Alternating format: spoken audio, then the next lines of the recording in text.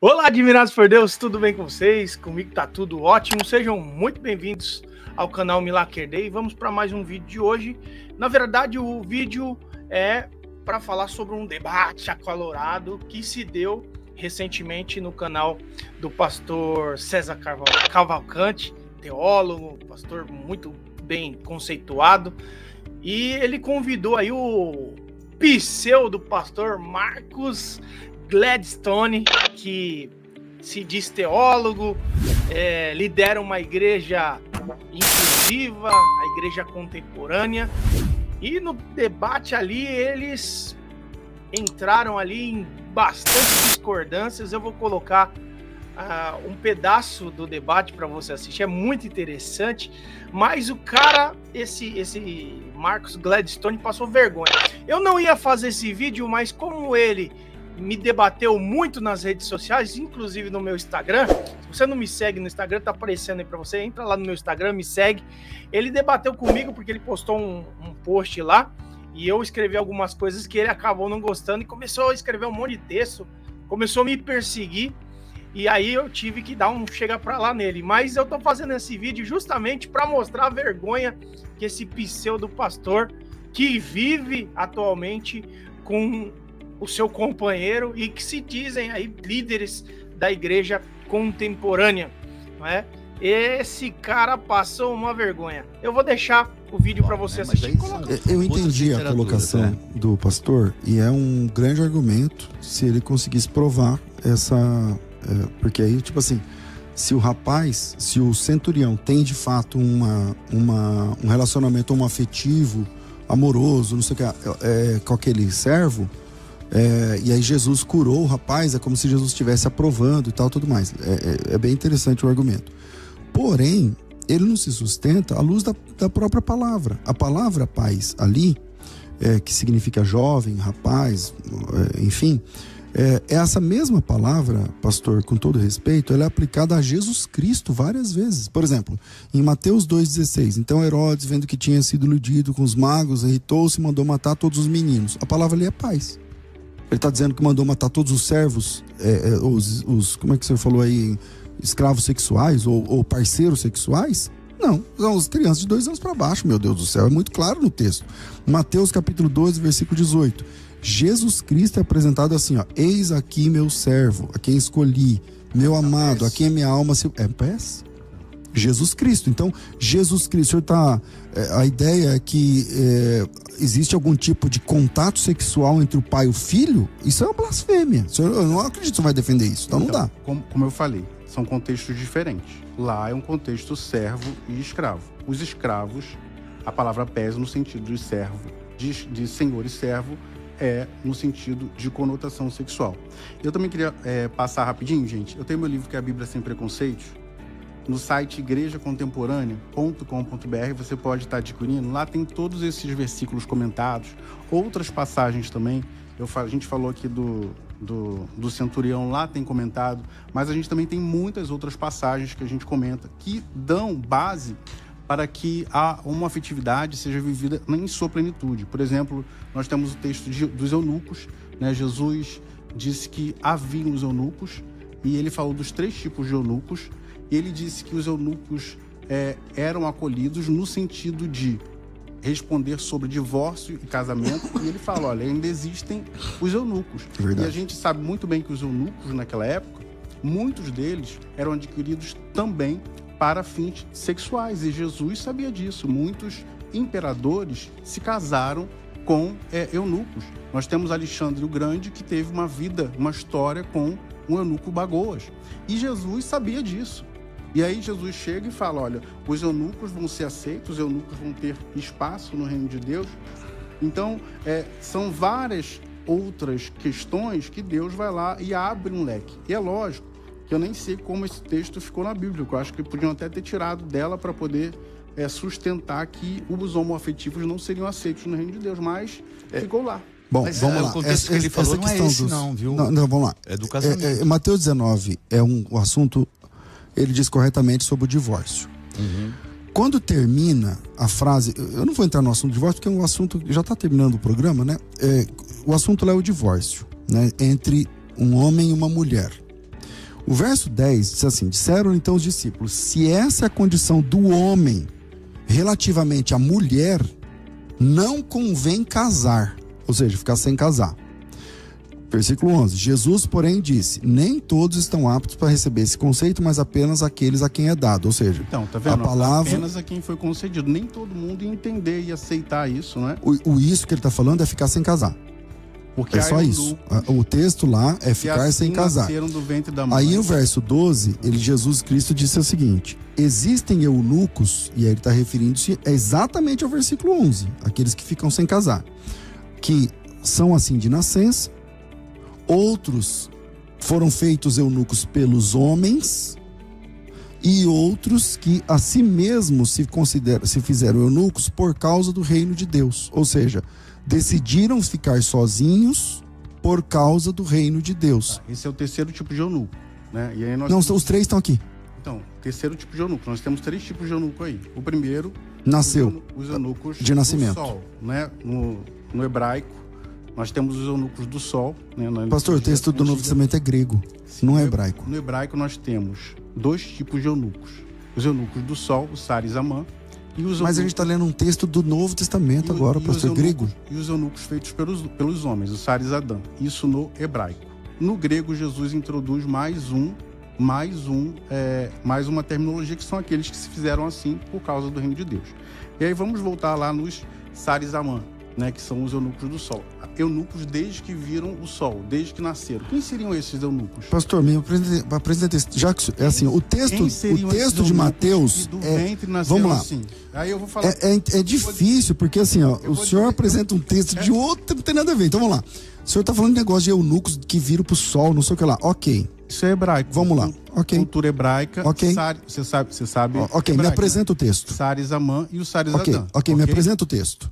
Isso é da cultura hebraica. Sar e Zamã, se você estudar sobre os eunucos... OK, me apresenta o texto. Qual é o texto, pastor? Versículo. Não é teologia que o senhor ensina? Então, versículo. Vamos lá, Mateus 19. Temos os 3 tipos de eunucos aí. Então, Mateus 19 não é hebraico, pastor. Mateus 19 é grego. Sim, o texto é grego. Mas Jesus está fazendo referência aos 2 tipos de eunucos do Antigo Testamento. OK, de qual texto do Antigo Testamento? Me dá o texto. E aí assim, me dá o texto, aí você quer que eu vá lá no texto? Você tá com o computador aí, é fácil jogar no laptop. Não, mas eu te dou o computador sem problema nenhum, tá aqui. No meu computador poder fazer isso aí. Tá aí, pode usar. Então vamos em Mateus 19. Eu só tô com a Bíblia aberta aí no computador. Não, eu vou citar aqui, fica mais fácil. Mateus 19, o eunucos que nasceu assim, tá? Vamos lá. Isso aqui é neurociências, tá? A homoafetividade não é comportamental. Aí vamos ver o que a neurociências diz, né? A preferência sexual é determinada biologicamente, ainda no útero, o que faz da homossexualidade uma variação, já que a maioria das pessoas da população é heterossexual. Ou seja, os eunucos que são assim desde que viram o sol, nasceram já assim, os de nascimento, por que não seriam os homoafetivos que também têm esse mesmo entendimento aqui? Vamos lá, os eunucos castrados, feitos pelos homens, o Sar e Zadã, que é o outro tipo de eunuco. Sar e Zadã feitos pelos homens. Os transexuais, inclusive, podem caber muito bem, se encaixar aqui. Não estou falando que é exatamente a mesma coisa, mas o que Jesus estava lá fazendo referência? Que haveriam, num determinado momento, um espaço onde eles poderiam ser incluídos. Ou seja, nesse texto de Mateus 19, Jesus está abrindo um leque para que a comunidade LGBTQIA+, pudesse ser aceita dentro do contexto da igreja cristã. Tá bom, agora eu entendi seu argumento, pastor. E aí eu quero falar o seguinte, né? Assim, a Bíblia não tem nada, absolutamente nada, que condene a homossexualidade. Okay. Não tem agora... um texto que não tenha sido manipulado ou com uma teologia deturpada para que fizesse com que as pessoas acreditassem que os homossexuais fossem condenados. Ok, agora, pastor... Amor e fidelidade. Ok, agora vamos para a Bíblia. E não neurociência, não sei o que lá. 19 na Bíblia. Em Mateus... Então, mas Mateus 19, o senhor cita o texto, que é grego, e se vale de uma palavra hebraica, que o senhor está dizendo que é essa palavra, que tem a ver com eunuco, não sei o que lá, que nunca viu o sol. Quando você estudar essas passagens no hebraico... Mas as passagens que o senhor não me dá? As passagens que o senhor não me fala? Depois essas? Faz o meu curso, entra lá, é Marcos Ladistone no YouTube, então, tá lá Teologia Inclusiva. Então, gente, então se o senhor é o professor, por que o senhor não fala o texto? Esse tema, eu de cabeça agora não vou poder falar. Tá bom, texto, então se o senhor não sabe de cabeça, não dá para falar. Então, entendeu? Então vamos lá. O texto de Mateus capítulo 19 diz assim, ó, palavras de Jesus: há eunucos de nascença. E a palavra eunuco aqui é grega, eunuchos, que tem a ver com a pessoa que tem fica eunucos. Sem marido, sem esposa, no caso aqui sem esposa e tudo mais. Outros foram feitos assim pelos homens. Os castrados. Como é que uma pessoa se torna homossexual por causa dos homens? Explica pra mim. Se essa palavra aqui significa homossexual... Eu não tô falando que essa palavra significa homoafetivo. O senhor disse que é homoafetivo. O senhor vai voltar atrás? Eu estou dizendo que esse texto, ele insere no contexto bíblico uma visão de que os homoafetivos podem ser aceitos. Por quê? Tá, mas se é eunuco, se o senhor deve defender em cima da palavra eunucos, como é que um homoafetivo se torna um homoafetivo feito pelos homens? Explica pra mim. Ponto 1, são 3 tipos, né? Então vamos lá, os eunucos do sol, os eunucos de nascimento. Que o senhor não tá mostrando o texto lá, tá tudo bem, os ok. Eunucos de nascimento, tá? Eunucos de nascimento. Os homoafetivos. Tá. Por quê? Porque eles já nasceram assim do útero, tá? Cujo texto o senhor não apresenta, que tem que fazer seu curso, eu entendi. Agora o segundo tipo. Que o senhor deveria fazer, porque aí o senhor vai poder ter uma visão mais isso, exatamente. Quem que fizer seu curso, eu mostro esse texto que o senhor não consegue lembrar. E aí, o segundo tipo... E aí o segundo tipo... Foram feitos pelos homens. Pelos homens, eram os castrados. Esses não são mais homossexuais? Vamos lá na história dos castrados. Os castrados eram objeto sexual, objeto de desejo de muitos homens naquele tempo. Inclusive, como hoje, muitos transexuais, né, são objeto de desejo por outros homens, e isso acontece. Não que eu esteja validando o sexo promíscuo, como acontecia naquela época. Mas, olha a ótica de Jesus. Vamos hoje, né? Então, o transexual vive uma história de exclusão, de... Pastor, vamos pro texto aqui. Vamos pro texto, porque tá terminando o tempo, e aí vai parecer que o argumento... o senhor não tá tendo argumento. Assim, ó, tem 3 tipos de eunucos aqui. Eunucos do... Eu falei do segundo. O senhor tá dizendo que esse eunuco aqui significa o homoafetivo. Eu tô dizendo, me mostra o texto. Não tem que fazer seu curso. Ok, eu não tenho interesse agora, mas tudo bem. Tá, agora no segundo tipo, o segundo tipo... estudado mesmo, você teria visto, saberia. Isso é rápido. Então, não estudei. O senhor pode me apresentar o texto do seu curso? Não tem. O senhor não sabe o texto. Eu tenho aqui, então tá bom. Quer que eu pegue o dicionário bíblico onde a gente tem isso aqui? Por favor. Enquanto o senhor acha aí, vamos lá. O segundo texto, o segundo eunuco, tipo de eunuco, é aqueles que se fizeram eunucos pelos homens. Então quer dizer que um homem pode transformar o outro homem em homoafetivo, meu Deus do céu. Neemias, Daniel... Entendeu? Então o senhor está dizendo que um homem pode fazer o outro virar um homoafetivo? Não estou falando isso. Então desmonta seu argumento, meu amigo. Os transexuais nem sempre são homoafetivos. Tá, o terceiro é aquele que se torna homoafetivo por causa do reino de Deus? Agora você pulou, né? Vamos lá pro segundo. Eu só pulei porque o senhor não tem o argumento do segundo, o senhor tem que fazer seu curso, não sei o quê. Não, nem todo transexual ele é homoafetivo, tá? O transexual ele pode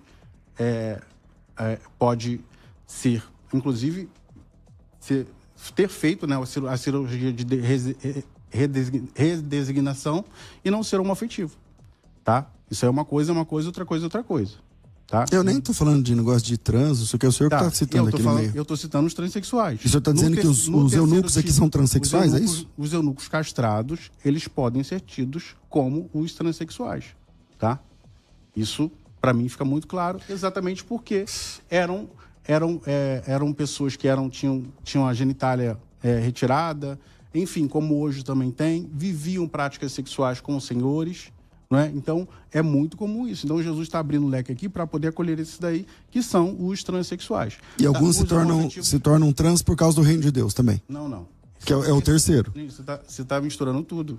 São 3 tipos aí. Eu que estou misturando? Você está misturando tudo. Tá certo. Tá, vamos lá. O primeiro tipo, vou citar de novo. Primeiro tipo, os homoafetivos, tá? Nasceram assim. Segundo tipo, podem ser os transexuais? Eu não estou falando que são. Podem ser, dá ali a margem para Jesus dizer assim, olha, eu estou colocando isso aqui para que lá no futuro vocês possam incluir os LGBTQIA+. O terceiro tipo são os eunucos que fizeram assim pelo reino de Deus. Pelo reino de Deus são, como Paulo foi, não estou dizendo que eles são homoafetivos, né? Mas como Paulo foi, como outras pessoas vivem pela fé e não querem ter o casamento. Bom, tudo isso somente na literatura e no curso do pastor, e na literatura homoafetiva, e na da teologia inclusiva, a Bíblia Oxford que vai fala, tratar... Não fala. A Bíblia Oxford não fala isso aqui em Mateus 19. A Bíblia Oxford, se você pegar aí, tem a Oxford Bible aí? Tem. Então, se você falar no texto de 1 Coríntios 6,9... Não, peraí, pastor, nós estamos discutindo Mateus ou 1 Coríntios? Porque em Mateus não fala. Tá. Se você pegar 1 Coríntios 6,9 lá na Bíblia... Ok, pastor, mas nós estamos em Mateus, certo? Vai dizer nós estamos em Mateus até agora, certo? Mas aí eu cito o argumento, você quer pular para outro.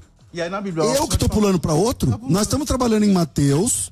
O senhor quer que vai para Coríntios e eu estou sendo acusado de pular para outro? Você está falando que os textos, é isso mesmo? Você está falando que os textos que eu estou citando são apenas na minha cabeça? Não, pelo contrário. Nós estávamos discutindo Mateus 19 e o senhor disse que na Bíblia Oxford diz não sei o quê. Eu falei, olha, a Bíblia Oxford não diz isso. Eu falei o quê? Quer que eu abra aqui? O senhor diz assim, abre em Coríntios. Não, peraí. Em Coríntios é outro assunto. Vamos lá. O que eu estou falando é que não é uma coisa só da minha cabeça. Existem teólogos de Jerusalém. Da teologia inclusiva, claro. Teólogos da CNBB, por exemplo, a CNBB nova, acabou de postar lá que sodomita não se refere a homossexuais no seu glossário. Se você abrir a Bíblia aí, no glossário da CNBB, você vai ver que ela diz... A gente pode discutir o texto sodomia, mas não é o momento agora, tá certo, pastor? A gente está trabalhando Mateus 19. Em Mateus capítulo 19, Mateus 19 o senhor está pulando do texto e ainda acusa a mim de fazer o que o senhor está fazendo. Quer dizer, então... Fica fala para não complicado. Haver união. É para não haver união.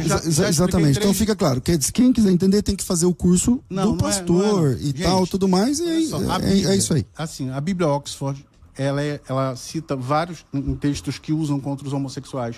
Ela afirma que sodomita foi erroneamente colocado lá. A CNBB, em sua última Bíblia, colocou lá que sodomita não se refere a homossexuais, que foi uma má interpretação. A Bíblia de Jerusalém, ela fez um reparo lá em 1 Coríntios 6,9, como eu mostrei. Teólogos do mundo inteiro, John Bosner, uma sumidade, ele fez um livro recente e colocou vários tipos, recente não, já tem um tempo já, e que até o século, até a Idade Média, haviam relacionamentos e bênçãos para casais homossexuais no seu livro. Então, não é só uma coisa que vem na minha cabeça, ou do meu curso, ou tudo mais. O que eu falo do curso é porque a pessoa vai poder entender melhor, não num debate. Então, né, assim, só quero deixar claro a todos os ouvintes, incluindo os homoafetivos ouvindo a gente, que a teologia bíblica é a do texto bíblico e não a do que as pessoas falam do texto bíblico. Toda vez que ele apresentou uma palavra, vamos para o texto original e vamos para as ocorrências daquela mesma palavra, ocorrências dentro do mesmo texto. Essa é a teologia bíblica. Então, se você quer conhecer... O que são os eunucos, então? Eu apresentei... o que são os eunucos. Para você assistir, coloca nos comentários aí o que você achou. E até o próximo vídeo, até a próxima live. Assiste.